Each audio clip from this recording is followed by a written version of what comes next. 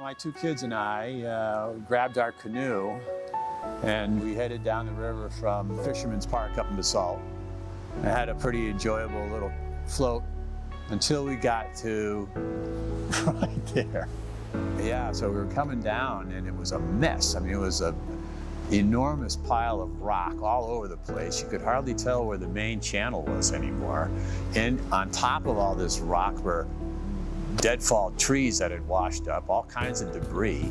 I remember yelling up to my son who was in the front of the boat, "Which way do you think? Which way do you think?" So, "I don't know, I can't tell." And I said, "Well, let's go right," for no apparent reason. And so we went right, and it turned out to be the better of the two choices.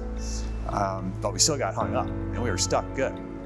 Water started pouring into the canoe, so my son, who's trying to, do his best, is paddling with the water up to his armpits. And then my daughter is getting real concerned. She's in the middle. And I thought, this is a real hazard. This is a problem. No wonder we didn't see anybody else on the river. There's always a navigation challenge there, which, I don't think fishing guides will admit it, but it's always in the back of your head a little bit. There's a little bit of a pucker factor going over that drop there. And a lot of them said, well, we don't float this reach because of Robinson Diversion. So, once the Whitewater Park was finished, started talking about, the next project. Healthy Rivers and Streams Board and Lisa McDonald thought Robinson would be a good fit. But once we got into the project, I realized it could be multi-purpose. We could improve things for the irrigation company, reduce the amount of time they have to spend in the river.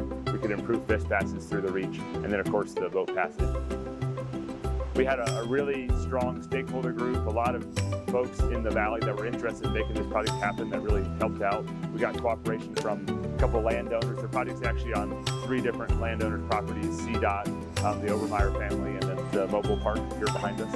And so, a lot of that stuff has to come together for one of these projects to happen. Working in the river, we change over the equipment to environmental friendly hydraulics and oils, and we had to design the dam system in order to take on a ice flow, which we did have happen on the job. We built this lower feature first. There's rocks that go from here all the way across to the rock on the other side, and they're about 10 feet deep from the top of the rocks to the bottom of the rocks. We have another great control at the top of the island running all the way across the river. That is going to control what goes into the head gate.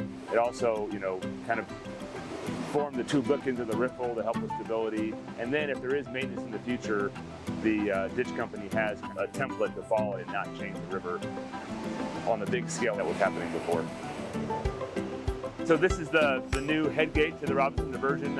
It was designed at this angle, so at higher water when the water's coming around, there is some velocity crossing in front of it to try to help sediment and debris from collecting in front of the diversion. The structure looks small standing here, but really it goes down like another 9 feet below the riverbed just for stability, during that large flow event. We had to dig pretty much a moat around it to keep it dry in the middle for the concrete footer. Our main concern was if it flooded, then the concrete would be ruined. I had guys here watching the pumps 24 hours a day, so all night, but it's worth it in the long run.